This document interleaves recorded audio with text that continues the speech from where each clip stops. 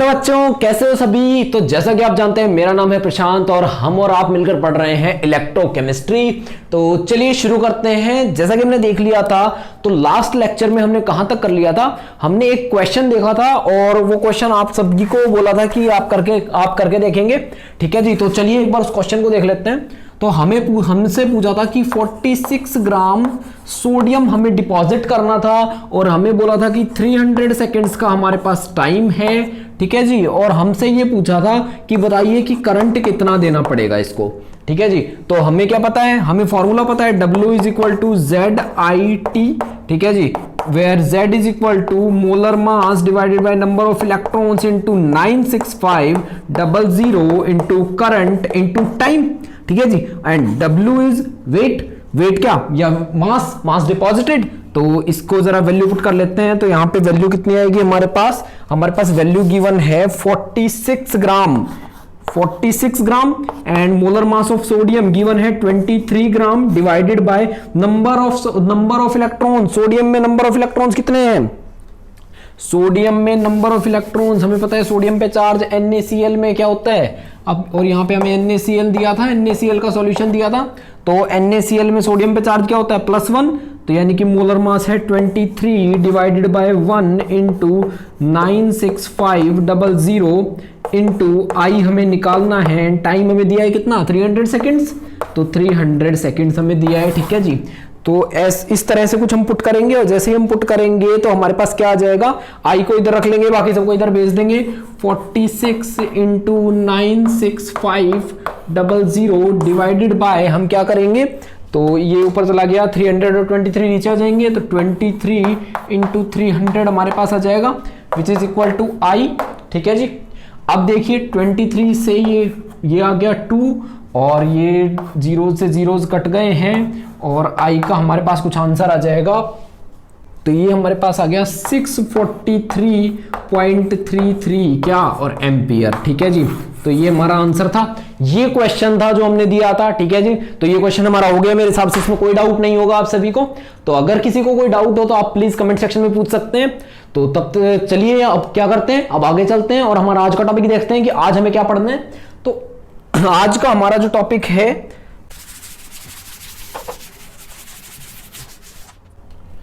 वो है कोरोजन। हमारा आज का टॉपिक क्या है, कोरोजन।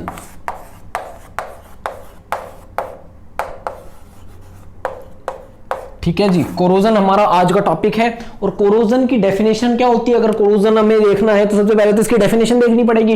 तो कोरोजन की डेफिनेशन हमारे पास होती है the slow eating up of metals. क्या, द स्लो क्या, ईटिंग अप मतलब किसी भी मेटल का खत्म होना। ठीक है जी, slow eating up of metals. और कैसे, तो बाय द एक्शन ऑफ, किसके एक्शन से, एयर के एक्शन से and moisture, air and moisture. आपको ध्यान रखना है किसी भी मेटल का क्या, किसी भी मेटल का कंज्यूम होना, धीरे धीरे ईट अप होना, धीरे धीरे खत्म होना, किसकी वजह से, एयर और मॉइस्चर के एक्शन की वजह से क्या कहलाता है, कोरोजन। ठीक है जी, तो कोरोजन की ये हमारे पास डेफिनेशन थी। इसके कुछ एग्जांपल्स आप सभी को पता होंगे, एग्जांपल्स मान लीजिए इसके देख लेते हैं।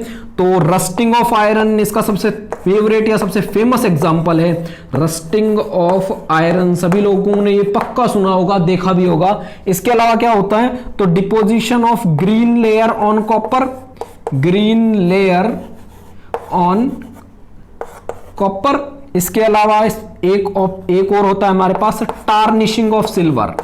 ठीक है जी, टार्निशिंग ऑफ सिल्वर, यानी कि सिल्वर क्या हो जाता है, सिल्वर पे एक ब्लैक लेयर डिपॉजिट हो जाती है, सिल्वर ब्लैक हो जाता है, उसी चीज को क्या बोलते हैं, टार्निशिंग, की ये टार्निश हो गई है भाई सिल्वर।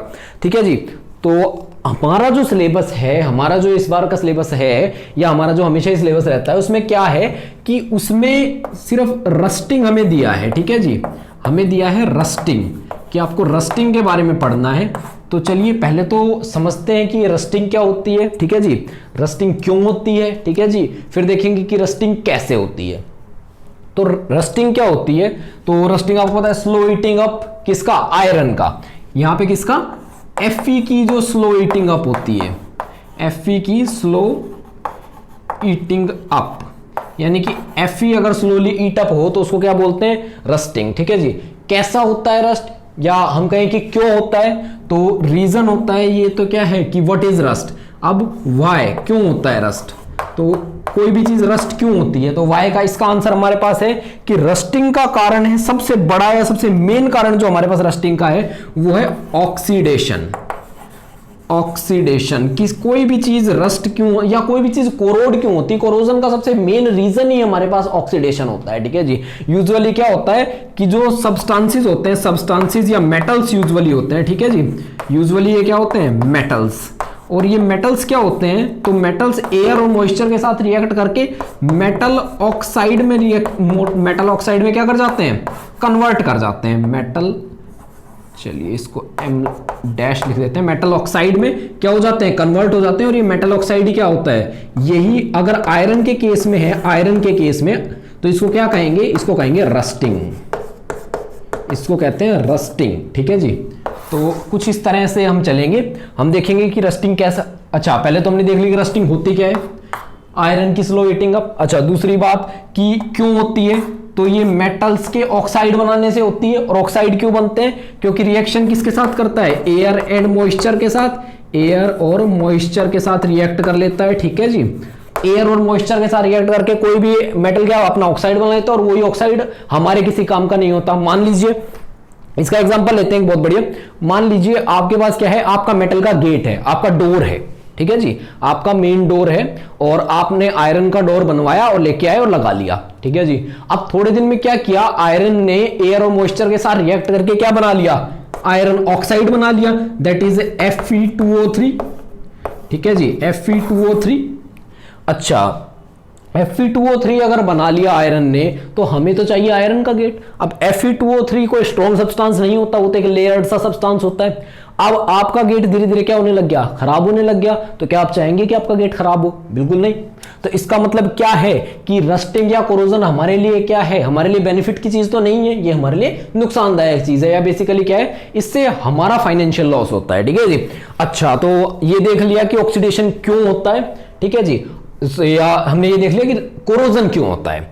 अब देखेंगे कि कोरोजन का फॉर्मूला क्या होता है, या रस्ट का फॉर्मूला क्या होता है बेसिकली, क्योंकि हम क्या पढ़ रहे हैं, हम रस्टिंग पढ़ रहे हैं ना, तो रस्ट का फॉर्मूला या रस्ट दिखता कैसा है वो देख लेंगे कि रस्ट हमें कैसा दिखता है, फिजिकल अपीयरेंस कैसी होती है। अच्छा, एक तो ये रेडिश कलर का होता है, रेडिश ब्राउन कलर का होता है। ठीक है जी।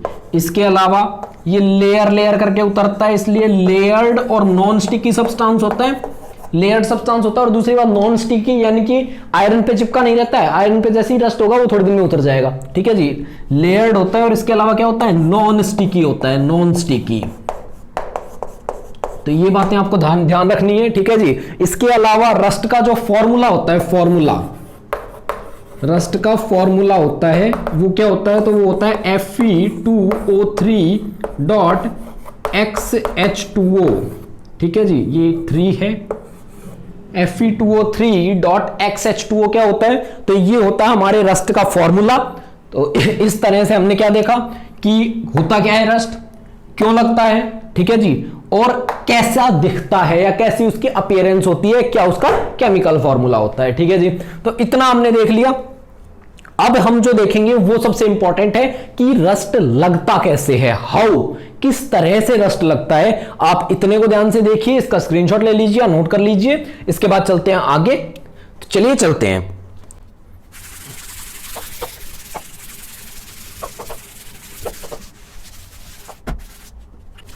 तो अब हम क्या देखने वाले हैं, अब हम देखने वाले हैं mechanism of rusting, mechanism of rusting. ठीक है जी, रस्टिंग का मैकेनिज्म देखने वाले हैं हम लोग। आइए देखते हैं कैसे रस्टिंग होती है। ठीक है जी, किस तरह से प्रोसीजर्स चलते हैं, किस तरह की केमिकल रिएक्शंस इन्वॉल्व होती हैं, आइए देखते हैं क्या होता है। मान लीजिए आपके पास था एक आयरन का सरफेस, ठीक है जी, एक आयरन का सरफेस। इसके ऊपर क्या हुआ, ऊपर से पड़ी रेन, ऊपर से क्या गिरी है हमारे पास, रेन, रेन हमारे पास ऊपर से गिर गई है नीचे, और रेन क्या किया, तो अगर रेन गिरेगी तो इस पे क्या ड्रॉपलेट्स इकट्ठे होंगे ना, ड्रॉप्स इकट्ठे होंगे, रेन के ड्रॉप्स। तो ये मान लीजिए एक ड्रॉप है जिसको हम मैग्नीफाई करके देख रहे हैं, काफी बड़ा करके देख रहे हैं हम। ठीक है, थोड़ा और बड़ा कर लेते हैं ताकि हमें थोड़ा और अच्छा समझ आए। ये लीजिए, मैं थोड़ा और बड़ा कर लेता हूं, ये लीजिए। ठीक है जी, तो इस तरह से ये हमारे पास ड्रॉप है। अब देखते हैं कि ये ड्रॉप किस चीज की है। अब सभी लोग कहेंगे कि इसमें क्या बड़ी बात है, ड्रॉप तो वाटर की होगी, पर कमाल की बात है ऐसा नहीं होता है। अगर ऐसा होता तो फिर तो रस्ट का भी लगता ही नहीं। अगर ये प्योर वाटर होता तो रस्ट का भी लगता ही नहीं। समझ रहे हैं आप इस बात को? आइए देखते हैं क्या होता है कि रेन जो होती है, रेन वो बनी होती है वाटर से, H2O से। ठीक है जी, और अब जो हमारा एनवायरमेंट है या एटमॉस्फेयर है, उसमें कहीं ना कहीं प्रेजेंट होती है क्या, CO2, that is carbon dioxide. अब कार्बन डाइऑक्साइड और वाटर मिलके क्या बना लेते हैं, तो एक वीक एसिड बना लेते हैं जिसको बोलते हैं H2CO3, या जिसका नाम क्या है, कार्बोनिक एसिड। ठीक है जी, कार्बोनिक एसिड। अब इसी तरह से ये हमारी क्या है, ये हमारी एक पहली रिएक्शन है किसकी, रस्ट की। ये हमारी रस्ट की पहली रिएक्शन है। इसी तरह से 7 रिएक्शंस हमारे पास चलेंगी। ठीक है जी, तो 7 को देखेंगे, समझते हुए चलेंगे, कहानी की तरह देखेंगे। आपको लास्ट में सब समझ आ जाएगा कि किस तरह से रस्टिंग होती है। आपको रिएक्शंस का बिल्कुल भी स्ट्रेस नहीं लेना है कि 7 रिएक्शन है कैसे याद होंगी, आपको सिर्फ स्टोरी पे ध्यान देना है। ठीक है जी, चलिए, तो H2O CO2 से मिला, H2CO3 बना लिया। अब देखते हैं क्या किया, तो ये H2CO3 आके गिर गया, यहां पे आके गिर गया आयरन के हमारे सरफेस पे। ठीक है जी, आयरन के सरफेस पे गिरने से क्या हुआ, तो आयरन के सरफेस पे गिरने से जो है हमारी दूसरी रिएक्शन चालू हुई। अब H2CO3 क्योंकि एसिड है, और एसिड सभी को पता है कि डिसोशिएट होते हैं, और एसिड डिसोशिएट अगर होगा तो देखते हैं कैसे होगा। तो H2CO3 जो कि एसिड है अगर डिसोशिएट होगा तो कैसे होगा, एक तो ये वीक एसिड है इसलिए रिवर्सिबली होगा, एक तो वीक एसिड है इसलिए रिवर्सिबली डिसोशिएट होगा। और क्या क्या टूटेगा, तो एसिड्स में हमेशा H+ देते हैं, तो यानी कि 2H positive plus CO3 2 negative में। ठीक है जी, 2H positive plus CO3 2 negative में। ये लीजिए, मैं बीच में लाइन बना देता हूं ताकि आपको सेपरेशन याद रहे, ताकि आपको ध्यान रहे कि कहां से क्या हो रहा है। ठीक है जी, तो H2CO3 टूटा, 2H पॉजिटिव और CO3 2 नेगेटिव में। अब क्या होता है, ये H पॉजिटिव कहां पे प्रेजेंट होंगे, तो ये H पॉजिटिव प्रेजेंट होंगे यहां पे। ठीक है जी, H पॉजिटिव प्रेजेंट होंगे यहां पे। और आयंस अगर किसी सॉल्यूशन में या किसी लिक्विड में आयंस होते हैं तो उसको क्या बोलते हैं, तो उसको बोलते हैं इलेक्ट्रोलाइट। ठीक है जी, इलेक्ट्रोलाइट। अब ये इलेक्ट्रोलाइट क्या करेगा, तो यहां पे इलेक्ट्रोलाइट क्या है हमारे पास इलेक्ट्रोलाइट क्या है, H+ का सॉल्यूशन है हमारे पास इलेक्ट्रोलाइट। ठीक है जी, तो हमारा जो इलेक्ट्रोलाइट है वो क्या है, H पॉजिटिव का सॉल्यूशन है। ठीक है जी, अब ये इलेक्ट्रोलाइट करेगा क्या, तो ये इलेक्ट्रोलाइट क्या करेगा कि देखो भाई, इधर क्या है हमारे पास ऑक्सीजन, इधर क्या है हमारे पास आयरन। अब क्या है कि जो टेंडेंसी टू लूज इलेक्ट्रॉन है, अगर आपको सही से ध्यान हो तो टेंडेंसी टू लूज इलेक्ट्रॉन क्या होता है, आयरन क्योंकि एक मेटल है तो उसकी tendency of to lose electron बहुत हैवी है, बहुत ज्यादा है। ऑक्सीजन क्या है, एक नॉन मेटल है, वो क्या करना चाहता है, वो इलेक्ट्रॉन गेन करना चाहता है। पर समस्या क्या थी, इन दोनों को कोई मीडियम नहीं मिल रहा था मिलने के लिए कि कहीं हम मिले और एक दूसरे से इलेक्ट्रॉन एक्सचेंज करें। अब क्या हुआ, अब आयरन को दिख गया H पॉजिटिव, इलेक्ट्रोलाइटिक या इलेक्ट्रोलाइट मीडियम, इलेक्ट्रोलाइटिक मीडियम कह सकते हैं हम लोग। ठीक है, और इस मीडियम में क्या है, एक पॉजिटिव आयन भरा रखा है, और पॉजिटिव आयन को देखते ही तो आयरन से पॉजिटिव आयन को देखते ही तो आयरन से रुका ही नहीं जाएगा, और आयरन क्या करेगा, इलेक्ट्रॉन दे देगा, फटाफट इलेक्ट्रॉन लूज कर देगा, क्योंकि वो क्या है, मेटल है, और मेटल है इसकी टेंडेंसी बहुत हाई है किसकी, इलेक्ट्रॉन लूज करने की। तो क्या कर देगा, फटाफट इलेक्ट्रॉन लूज कर देगा, और इलेक्ट्रॉन लूज करके क्या बना लेगा, तो इलेक्ट्रॉन लूज करेगा और Fe2 पॉजिटिव प्लस 2 इलेक्ट्रॉन्स बना लेगा। ठीक है जी, और ये हमारे पास आ गई थर्ड रिएक्शन हमारी, थर्ड। ठीक है जी, थर्ड रिएक्शन हमारी आ गई हमारे पास। अब क्या होगा, अब इन इलेक्ट्रॉन को, अब ये क्या करेगा, ये तो यहां Fe2 पॉजिटिव बना लेगा और 2 इलेक्ट्रॉन निकल जाएंगे।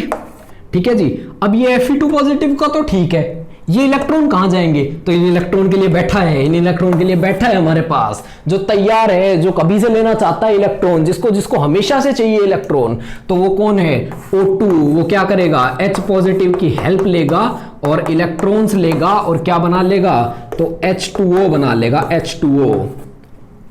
अब एक बार देखिए, O2 है तो एक बार इसको बैलेंस कर लेते हैं, 2 that is 4 and that is 4, is it right?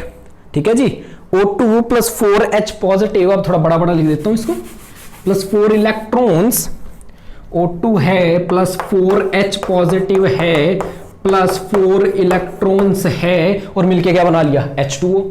अब ध्यान दीजिए, अब क्या हुआ? ये दोनों मीडियम आपस में थे, ठीक है, एक ने क्या किया? इलेक्ट्रॉन लूज किए, दूसरे ने गेन कर लिए। अब क्या होता है? जहां एक लूज करता है दूसरा गेन करता है, इसी को क्या कहते हैं? ये क्या हुआ? लॉस ऑफ इलेक्ट्रॉन यानी कि ऑक्सीडेशन, ध्यान दीजिए। और ये क्या हुआ? गेन ऑफ इलेक्ट्रॉन यानी कि रिडक्शन, ध्यान दीजिए। और जब ऑक्सीडेशन रिडक्शन एक साथ होते हैं तो वो क्या होता है? वो रिडॉक्स रिएक्शन होती है। और रिडॉक्स रिएक्शन हमेशा किसमें होती है? किसमें होती है रिडॉक्स रिएक्शन? तो रिडॉक्स रिएक्शन अभी हमने पढ़ा एक इलेक्ट्रोकेमिकल सेल में। ध्यान दीजिए इस बात पे, बहुत इंपॉर्टेंट बात है। अच्छा, ये फोर्थ रिएक्शन है हमारे पास, इलेक्ट्रोकेमिकल सेल क्रिएट हो गया एक अंदर ही अंदर इसी सरफेस पे, आपके दरवाजे पे, आपके घर में जितना भी मेटल है, मेरे घर में जितना मेटल है, आपकी गाड़ी, आपकी बाइक, हर चीज जो मेटल है उस पे कहीं ना कहीं एक इलेक्ट्रोकेमिकल सेल प्रिपेयर हो रहा है, अपने आप ही बन रहा है। कैसे बन रहा है? बारिश के होने से नेचर बना रही है। आइए देखते हैं कि कैसे इलेक्ट्रोकेमिकल सेल को, इसको एक बार कंप्लीट करते हैं, इसकी इलेक्ट्रोड्स देखते हैं कौन कौन है। ठीक है जी, तो यहां पे Fe से Fe2+ ऑक्सीडेशन हुआ है, इसलिए एनोड। ठीक है जी, ये क्या है? रिडक्शन हुआ है, इसलिए कैथोड। ठीक है जी। अच्छा, अब क्या है? इसका E0 दिया है, E0 हमारे पास जो कि दिया है 0.44 वोल्ट। E0 किसका दिया है? तो E0 दिया है ऑक्सीडेशन पोटेंशियल, ध्यान रखना है आपको, ऑक्सीडेशन पोटेंशियल दिया है आयरन का। और अभी जो ऑक्सीजन है इसका हमारे पास जो ऑक्सीडेशन पोटेंशियल दिया है, देखिए ऊपर तो हमारे पास किसका दिया है? Fe से Fe2 पॉजिटिव, और नीचे हमें दिया है E0 रिडक्शन पोटेंशियल। किसका? तो नीचे किसका दिया है रिडक्शन पोटेंशियल? O2 से H2O कितना दिया है? 1.23 वोल्ट। जी हाँ, हमें दिया है 1.23 वोल्ट। अब देखिए, अब क्या होगा? अब अगर सेल रिएक्शन है, ये एनोड है, ये कैथोड है, तो हम क्या करेंगे? अगर फुल सेल रिएक्शन निकालनी है तो हम क्या करेंगे? दोनों को ऐड कर देंगे। बट ऐड करने के लिए हमें क्या करना पड़ेगा? पहले इलेक्ट्रॉन बराबर करने पड़ेंगे। चलिए इलेक्ट्रॉन बराबर करते हैं, 2 and it will be 4। There is no doubt, कोई डाउट नहीं है इस चीज में। And here O means, let me assign its oxidation and A is anode. ठीक है जी। एंड इनके जो कॉम्प्लीमेंट्रीज हैं उनको आप समझ लेंगे। R का मतलब रिडक्शन, C का मतलब कैथोड, ये तो आप अपने आप समझ लेंगे। ठीक है जी। एक बार जरा इनको क्या करते हैं? ऐड कर लेते हैं। तो 2Fe plus O2 plus 4H positive will give rise to what? Will give rise to 2Fe2 plus 2H2O plus 2H2O। ठीक है जी, इतना ही है और कुछ नहीं है, 2H2O। अच्छा, अब इनका क्या करेंगे? अगर हमें क्या निकालना है? इसका E0 सेल निकालना है इस रिएक्शन का, तो क्या करेंगे? E0 सेल अगर हमें निकालना है तो हम क्या करेंगे? E0 Rp of cathode minus E0 Rp of anode. ठीक है जी। तो यहां पे तो OP दे रखा है, OP। ठीक है जी, एनोड का तो इसको RP में बदलेंगे तो माइनस 0.44 हो जाएगा। तो ये वैल्यू कुछ हमारे पास आ जाएगी 1.23। ठीक है जी, और ये माइनस और क्योंकि RP निकालना है, यहां पे OP दिया है, तो ये क्या हो जाएगा? Minus 0.44, that will be equal to what? तो 1.23 प्लस 0.44, ये कितना हो जाएगा? 7 एंड 6 1.67 हो गया, 1.67 वोल्ट हो गया हमारे पास। ठीक है जी। तो इस जो ये रिएक्शन है, इसका E0 क्या है? 1.67। और क्या ये पॉजिटिव है या नेगेटिव है? पॉजिटिव है। तो यानी कि ये रिएक्शन होती है और बहुत भर भर के होती है। कहने का मतलब दुनिया में क्या होती है? भर भर के ये रिएक्शन होती है। ठीक है जी। अब ये रिएक्शन कौन सी थी, ये रिएक्शन थी हमारे पास फिफ्थ। तो दो रिएक्शन मेनली हमारे पास बच गई। देखिए हमारे पास क्या प्रोड्यूस हो गया इस रिएक्शन में एज ए प्रोडक्ट, तो Fe2+ हमारे पास प्रोड्यूस हो गया। Fe2+ यानी कि फेरस आयन, ध्यान दीजिए Fe2+ होता है फेरस, Fe3+ होता है फेरिक, तो Fe2+ यानी कि फेरस आयन हमारे पास क्या हो गया, रिजल्ट में आया है या निकला है, हमारे पास बना है हमारी रिएक्शन में। तो चलिए आगे चलते हैं और देखते हैं बची हुई दो रिएक्शन, और हमारा जो कोरोजन है या हमारी जो रस्टिंग है वो हो जाएगी कंप्लीट। ठीक है जी, तो चलिए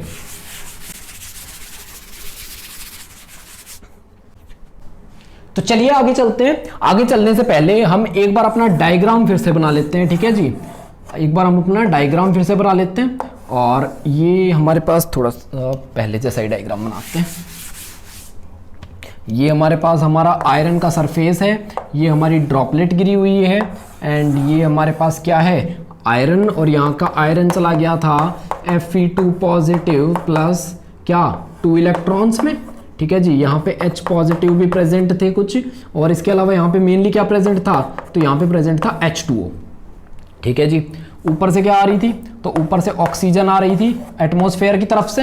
एटमॉस्फेयर की तरफ से हमारे पास क्या आ रही थी, तो एटमॉस्फेयर से हमारे पास आ रही थी ऑक्सीजन। ठीक है जी, अब देखिए अब क्या होता है, हमारे पास जो रिएक्शन तैयार हुई थी लास्ट में उसमें था Fe2+, तो ये Fe2+ हमारे पास क्या करता है, ये Fe2+ मिलता है ऑक्सीजन से एंड प्लस किससे, वाटर से, एंड हमारे पास क्या बना लेता है, तो बनाता है Fe2O3 प्लस H+।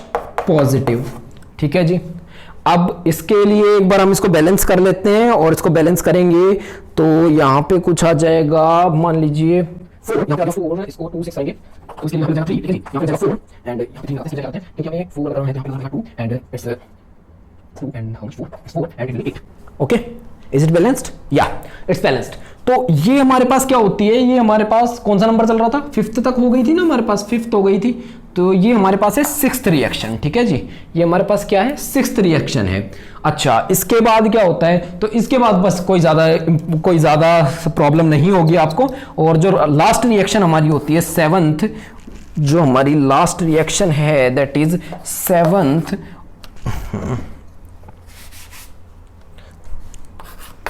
तो वो रिएक्शन क्या है, Fe2O3 प्लस XH2O, ये दोनों मिलके क्या बना लेंगे, तो Fe2O3 डॉट XH2O बना लेंगे। ठीक है जी, and that is your rust.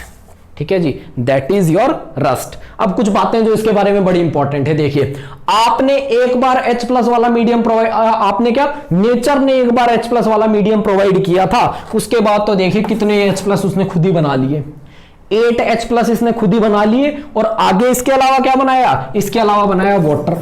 ये लीजिए वाटर भी बना लिया, H+ भी बना लिए। ठीक है जी, और अब ऑक्सीजन के साथ और ज्यादा रिएक्शन करेगा, और एक बार अगर रस्ट लगना शुरू हो गया तो फिर रस्ट लगता ही जाएगा, लगता ही जाएगा। क्या मतलब है इसका, कि एक बार की रिएक्शन आगे 8 टाइम्स बढ़ा देगी रिएक्शन को, यानी कि एक बार थोड़ा सा लगा, फिर और ज्यादा लगेगा, फिर उससे और ज्यादा लगेगा, यानी लगता ही रहेगा। अब देखिए जो हमारा रस्ट है उसके लगने की वजह क्या होती है, ये Fe2O3, ठीक है, और ये XH2O के साथ मिलकर क्या बनाएगा, Fe2O3 डॉट XH2O। अच्छा, ये Fe2O3 कहां पे बनेगा, या मैं कहूं कि कहां पे ये प्रिपेयर होगा, कहां पे ये सभी मिलके Fe2O3 की फॉर्मेशन करेंगे, तो देखिए ये ऐसी जगह जहां Fe2+ भी हो, ऑक्सीजन भी हो और पानी भी हो। तो पानी है यहाँ, ऑक्सीजन है यहाँ, और Fe2+ यहां से चला जाएगा, तो ये तीनों लोग कहां पे मिलेंगे, तो ध्यान दीजिए यहां पे। तो यानी कि हमेशा जो रस्ट है वो ड्रॉप गिरी है वहां पे लगना शुरू नहीं होगा, हमेशा ड्रॉप्स के कॉर्नर पे लगना शुरू होगा। ठीक है जी, तो ये बात आपको ध्यान रखनी है कि रस्ट हमेशा कॉर्नर्स पे लगना शुरू होता है। तो अगर इसको रोकना है तो उसके लिए भी कुछ तरीके होंगे, इसको पहले ही कैसे रोका जाए, शुरू में कैसे रोका जाए, भाई ऑक्सीजन को ना मिलने दिया, बहुत सारे तरीके हमारे पास हो सकते हैं। ठीक है जी, तो उनको हम क्या करेंगे, नेक्स्ट लेक्चर में देखेंगे, और आज के लिए इतना ही करते हैं। तो होप आप सभी को समझ में आया होगा, तो मिलते हैं नेक्स्ट क्लास में, तब तक के लिए खुश रहिए, पढ़ते रहिए और देखते रहिए PRVV एकेडमी। Thank you.